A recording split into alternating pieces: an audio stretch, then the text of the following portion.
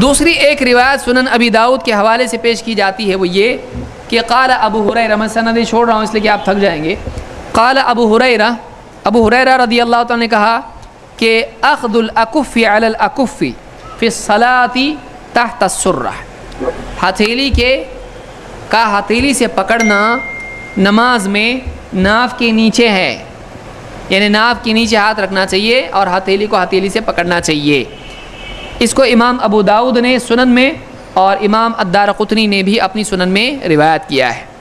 لیکن اس حدیث کی سند میں بھی عبد الرحمن ابن اسحاق الکوفی راوی موجود ہے، لہٰذا وہاں بھی وہی ہے یہاں بھی وہی ہے، یہ سپورٹ ہو سکتا ہے نہیں، کیونکہ راوی وہی ہے،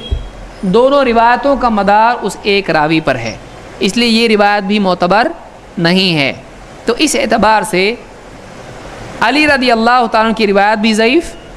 اور ابو ہریرہ رضی اللہ تعالیٰ کی روایت بھی ضعیف۔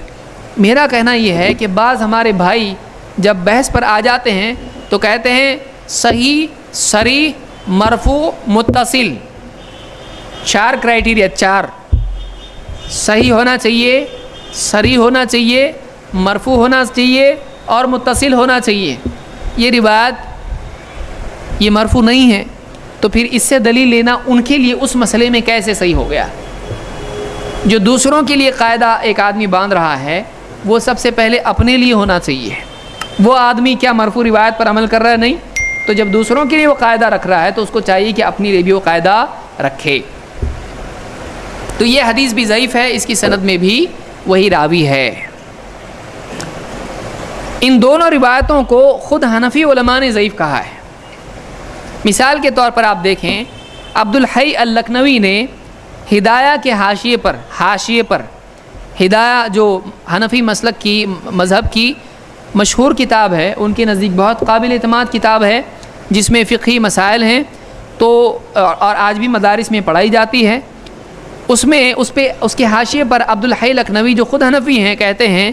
قولہ ان من السنۃ الی آخرہ، یہ پوری حدیث جو حضرت علی کی ہے کہتے ہیں ضعیف متفق علی ضعفہ کذا قال النووی،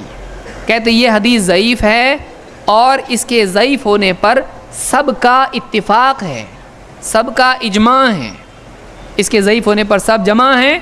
جیسا کہ امام النووی نے کہا ہے۔ یہ بات امام النووی نے شرح مسلم کی میں لکھی ہے، مسلم کی شرح پہ انہوں نے یہ بات لکھی ہے۔ تو عبد الحی لکھنوی نے بات لکھی ہے کہ علی رضی اللہ تعالیٰ عنہ کی روایت اس کے ضعیف ہونے پر سب کا اتفاق ہے، یہ روایت ضعیف ہے۔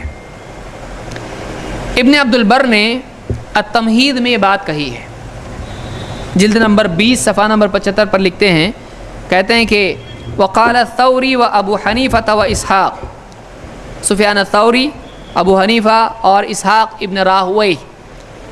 ان کا کہنا ہے کہ اسفل السرہ، ناف کے نیچے ہاتھ باندھنا چاہیے۔ وروی ذلک عن علی و ابی ہریرہ والنخعی،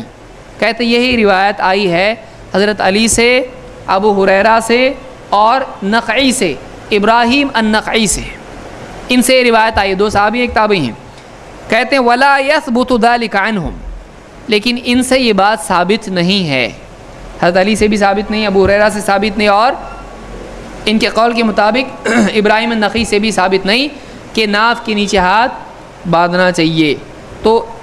ابن عبد البر نے بھی یہ بات لکھی ہے کہ حضرت علی اور ابو ہریرہ کی روایت ان سے ثابت نہیں ہے کہ ناف کے نیچے باندھنا چاہیے۔